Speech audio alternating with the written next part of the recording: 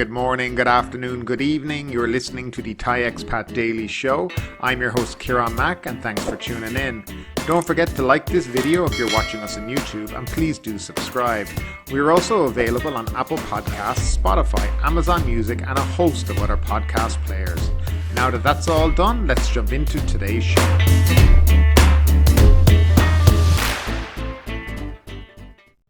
And we'll start off with the daily COVID numbers. Thailand logged 39 more COVID-19 fatalities on Friday, up 11 from the previous day, and 4,079 new cases, down 114 according to the Public Health Ministry. The latest Phuket Provincial Public Health Office daily COVID situation report has marked 64 new local infections confirmed across the island yesterday. Meanwhile, the Bangkok Metropolitan Administration has field hospitals and health facilities ready to deal with whatever situations may arise from the Omicron variant of the new coronavirus, according to the Bangkok Governor Aswin Kwanmuang. Police General Aswin said on Friday on his Facebook page that all countries around the world are combating the Omicron variant over concerns about its faster transmission. In response, the BMA and related agencies have beefed up screening processes for foreign visitors to detect the virus, especially those from at-risk countries.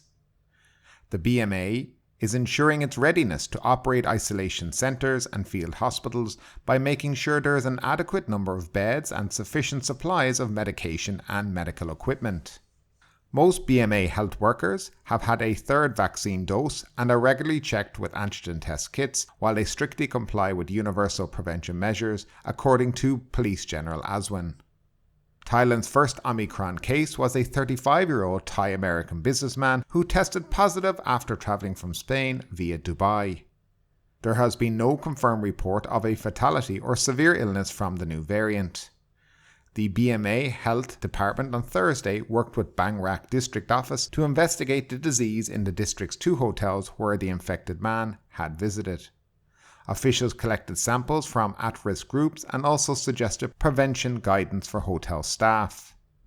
On Wednesday, 35 hotel staff, 32 Thais and 3 migrant workers of the Quarter Hotel Siloam underwent an RT-PCR test, according to the Bangkok District Office Facebook page. Omicron infections were reported in Singapore and on Lebanon on Thursday and Cuba on Wednesday, bringing the total countries with confirmed new variant cases to 62, according to the CCSA.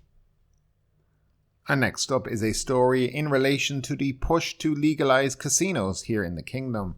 The latest Parliament committee to study the potential legalisation of casinos has picked its chairman on Thursday. The Prime Minister and the government did not provide any policy or special instruction on the issue, since this is a matter for the legislative branch, said the Deputy Transport Minister, who was selected to lead the casino committee.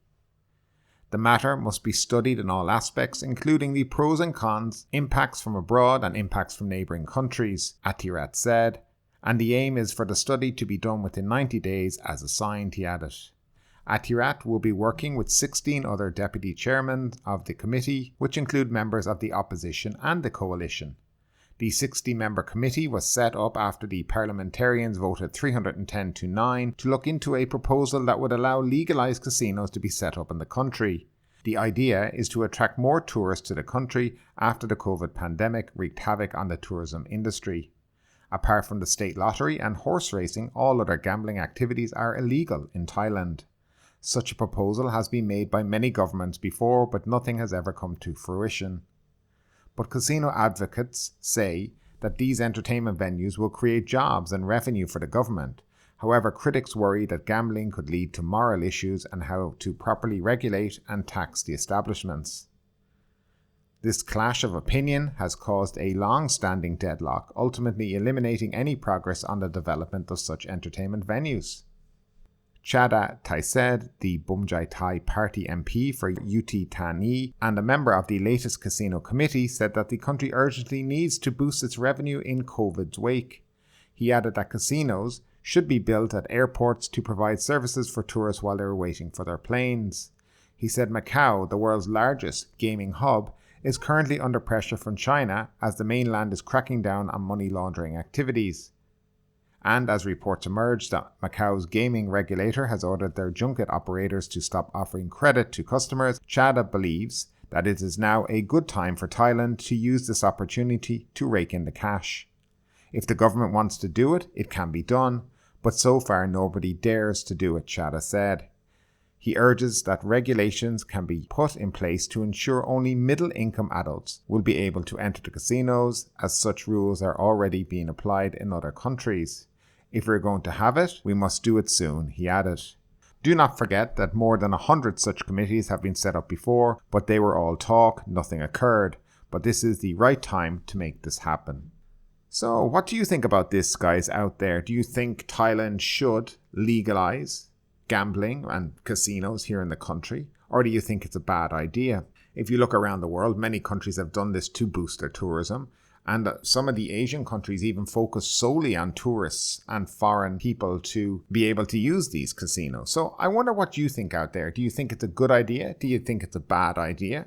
What are your feelings on the whole topic of gambling and casinos, maybe in your own country or here in Thailand? I'd love to know your comments down below in the comment section. And moving along, challenges stymie tour operators' recovery. Half of the outbound tourist operators remaining in the market are facing tremendous challenges during the recovery period as they have insufficient staff and funds to cater for growing demand next year. The president of the Thai Travel Agents Association said only 400 of the 800 total outbound tour companies have survived the past 2 years, of which 150 to 200 operators are maintaining sales activities as they pivot towards domestic tour packages. However, as most of them are small and medium-sized operators, they have to cut the number of staff to 2 to 5 people to save on operating costs. They have also difficulty restoring outbound services as such packages normally require higher costs and more workers than domestic trips, he said. Over 80% of the remaining businesses maintain their workforces at only 10% of pre-COVID levels. They are unable to handle inquiries from customers such as big corporate groups who are looking for outbound trips next year. He said outbound demand was shaken a bit in November with the emergence of the Omicron variant, but as the outcome has not been severe, pent-up demand is expected to be robust, particularly from those who can afford to travel to Europe. In the first quarter next year, the TTAA has prepared at least 5 trips for tour operators that want to resume outbound services to Dubai, Switzerland, Germany, France, Scandinavian countries, and the US. After exploring potential tourism products, they can start selling outbound packages for the Songkran holiday in April, which is the critical period to gauge the growth of outbound demand for the whole of next year. To help small operators, the TTAA floated the idea of setting up a joint company, gathering 20 to 50 small firms as stakeholders to share central operations, enabling them to continue receiving tour bookings for a few years until their companies can restore operations to their former level. Travellers must be convinced they will not encounter fraud, as in the past when wholesalers operators abruptly cancelled their trips and could not return deposits or tour fees to customers, he said.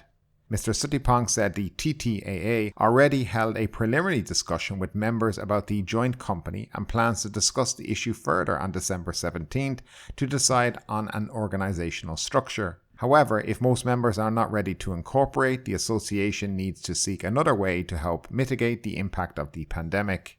The TTAA is planning to hold its first physical event since the pandemic, the 27th Thai International Travel Fair, from December 23rd to 26th at Icon Siam. Some 300 exhibitor booths are almost fully booked. And moving along, and a little bit of good news, more flights seen at Thai airports in December. Reservations for international flights to main airports in Thailand has jumped more than 20% this month as the country is entering the high season for tourism. Airports of Thailand said on Thursday night that confirmed slots for airlines from overseas destinations this month had accounted for 9,483 flights so far this month, a 24% rise from November. The airport operating agency also said a total of 17,132 flights would land at its airports in the last 2 months of the year, most of them in December. The increasing number of flights reflected more air travel to Thailand during the peak season of the tourism sector, AOT said. More flights will likely be added this month, said the state-owned airport operator. Suvarnabhumi, Don Muang, Chiang Mai and Phuket are its facilities serving international travellers since the government reopened the country on November 1.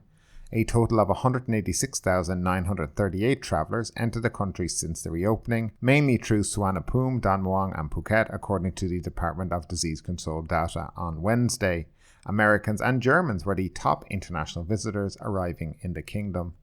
I don't think it's much of a surprise that flights will go up in December, but it's about the amount of people on these flights, not how many flights are coming into the country. Yes, there is a little bit more demand, but still, by all accounts, a lot of flights are still half empty. If you look at the likes of Phuket, they're only receiving 1,000 people a day, and that's not really going to suffice in the long run. Phuket needs to be seeing 5,000 to 10,000 a day, and right now that's just not going to be coming, and it's hard to see it even getting to that in the next few months. As I've said before, I believe that high season 2022, so November next year, we'll start to see a lot more travelling, assuming things maintain relatively calm in the whole COVID situation and countries don't go completely bananas over Omicron, but fingers crossed things will get better. So for today's featured segment, we're going to discuss the Thailand Pass and the Test and Go hotels and packages available in Bangkok. Most travellers are currently arriving either at Suvarnabhumi International Airport or Don Muang Airport. The requirements for the Thailand Pass is you must book a one-night stay, RT-PCR test and hotel transportation. This is the current rule for Bangkok. The rules differ from province to province, and we will discuss Phuket on the next day's show. Hotels in Bangkok are obliged to offer you a package for these three things, though I see some are still being a bit tricky. There are a few ways to go about finding these packages and booking them. You can book through agoda.com, and they have a specific section for this. Also, as a warning, please be careful when booking Test and Go packages on this site, as I found many hotels didn't have transportation included, or the price seemed too low to include even an RT-PCR test, even though it advertised it as having one included. An example was a hotel I found advertising a room rate for $1,231 and claiming that the test was included. I find this hard to believe, as a test alone in Bangkok costs between 1,200 and 1,400 Thai baht. So please bear all this in mind and make sure you research the hotel you go to book beforehand. You can also book through a website called ASQ Hotel at asq.in.th, or alternatively you can book directly with the hotel. In Bangkok, there are 531 officially certified SHA Plus hotels. However, not all are offering the Test and Go package. In fact, a great deal are not. To see a full list of the SHA Plus certified hotels in Bangkok, you can view them at thailandsha.com. Now, I've gone through all of these for you and have selected a few 5-star, followed by a few 4-star hotels, plus the cheapest Test and Go in Bangkok and the best value, in my opinion. Now, before I start, I want to clarify that I have no affiliation with any of the mentioned hotels or websites. The criteria for all hotels on the list is the price must include transportation from the airport, an RT-PCR test, and a rapid self-test kit, better known here in Thailand as an ATK, and obviously the one night's accommodation. Also, all prices are inclusive of taxes and net to you. For the mentioned hotels, I will leave links down below so you can check these out yourself and decide if you'd like to book one of these. So we will start with our first 5-star hotel, and we're going to start off with the Shangri-La Hotel in Bangkok. Their standard room, again, including the PCR ATK and transportation and one-night accommodation. The Test and Go package will cost you 10,400 Thai baht for a single person, and 16,700 if it's 2 people in the room. So that's an additional 6,300 Thai baht onto the 10,400. A little pricey, but again, it's a 5-star hotel in Bangkok. It's obviously got the name Shangri-La and they're charging for that. Now, another 5-star hotel in Bangkok is the Movenpick Hotel on Sukhumvit 15. Again, their standard room. The Test and Go package there starts at 6,300 Thai baht for a single person, and 10,600 Thai baht for a double room with 2 people. That's an additional 4,300 Thai baht onto the single person rate. And finally, the third hotel in the 5-star range, we're going with the Westin Grand Sukhumvit. Again, their standard room, again including RT-PCR, ATK, transportation, and your one-night accommodation. Test and Go package starting at 7,200 Thai baht for a single room. or 11,400 for a double room with 2 people in it. That's a supplement of 4,200 Thai baht onto your single room rate. Again, not overly expensive, I guess, for what you're getting, but it all depends on your level of comfort that you want. Now, next up is the 4-star range, and we'll start off with the Rembrandt Hotel and Suites in Bangkok. Their premier room, which is their baseline room, is 7,300 baht for one person. For the second person to stay in the room, it's 3,000 baht, so that will cost you 10,300 baht for your one-night accommodation for 2 people. The package also includes breakfast or dinner, so you can decide which one you'd like. They also offer an express PCR service, which is for 3,000 baht per person and guaranteed results in 3 hours. But I guess if you pay that kind of money, why not just stay in the hotel? Now, another hotel which I found on the 4-star range is the Citrus Suites on Sukhumvit 6. Deluxe Studio, 4,899 baht for one person. The second adult, if there was a second person coming with you to stay in the room, an additional 3,500. So not too bad, not very expensive. And in this package, it includes 3 meals, breakfast, lunch and dinner. So to me, that's very, very good value. Another hotel on the 4-star list, the Quarter Silom by UHG, a superior room with a balcony, 3,899 including tax. And for 2 adults, it's 5,899. Again, that's including your RT-PCR test, your transportation, your one-night accommodation, and the ATK test that they'll give you that you need to do on day 5 or 6. Now, in my opinion, and from looking around and on various different sites, the best value hotel that I've seen is the Bangkok Chada Hotel. Now, their standard room, it's a 4-star hotel, just to bear in mind. Test and go package, 3,999 baht for a single person. Now, that also includes all 3 meals, so breakfast, lunch and dinner. Now, an additional person will cost 3,000 baht. So if it's a couple heading to Bangkok, it'll be 6,999, and that'll include your transportation, PCR, your one-night accommodation, and your breakfast, lunch and dinner. And to me, that is excellent value. Now, it's not the best hotel in the world, but it's not the worst hotel either.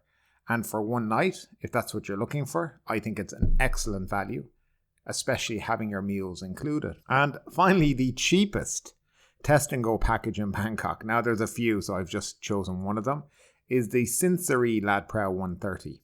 All prices include, again, the PCR, the ATK, the transportation, the one-night accommodation, test and go package, 3,500 Thai baht for a single person, or 7,000 for a double room. They're just basically charging you double for the second person, even though you're sharing the transportation. So I think that's a bit cheeky of them. But again, 3,500 if it's a person coming alone. And I think that's actually very good value. Now, the cheapest also comes with the warning that it's certainly not the fanciest hotel.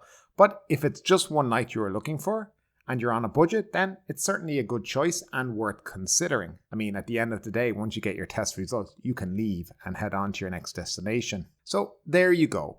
Hopefully you find some value in that, and it will help give you an idea of the prices and what you should expect in a test and go package. There is lots of choice in Bangkok at the moment, and rates are very, very competitive. So you should be able to get a good deal.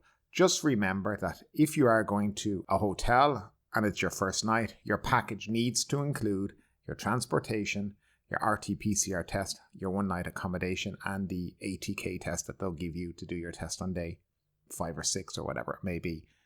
And don't let a hotel try to, sucker you in with super low rates, but then you find out that they're missing certain things like the transportation or even the test, okay? Get everything up front in writing, confirmed this is what you've booked, so things are very clear for you. But anyway, hopefully that'll help you if you're thinking about looking for a hotel. The links are all down below in the description. We will do Phuket the next day, even though they have a different system, but we'll look at some hotels and obviously just go through the prices for the different transportation and the RT-PCR test.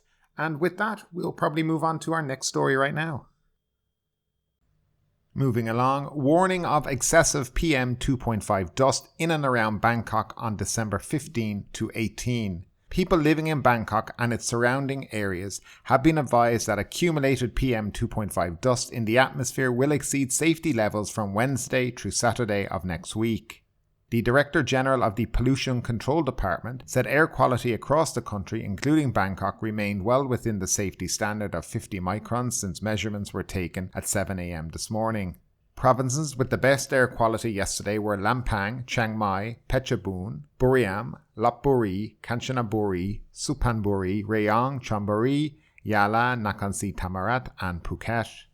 Attapal said, however, that PM2.5 dust has been accumulating in the atmosphere over Bangkok, Samut Prakan, Samut Sakhon and Nonthaburi and Pathum Thani and is expected to exceed safety levels by Wednesday. He asked motorists in these provinces to reduce the use of their private cars and advised people in those areas to protect their health, refrain from outdoor activities and to wear face masks all the time when they are outdoors. And finally, the Phuket news. Phuket named least corrupt province in the country. Phuket has been named the least corrupt province in the country in a national annual assessment of government agencies by the National Anti-Corruption Commission. New driver slams into shop. A 57-year-old man, new to driving, escaped serious injury last night when he ploughed his new Nissan March into a shophouse grocery store in front of his house. And finally, Food Festival Offensive launched to boost Phuket economy. Tourism officials have launched a slew of food festivals to be held in Phuket throughout December in the hope of boosting domestic travel to the island to help the island's economy.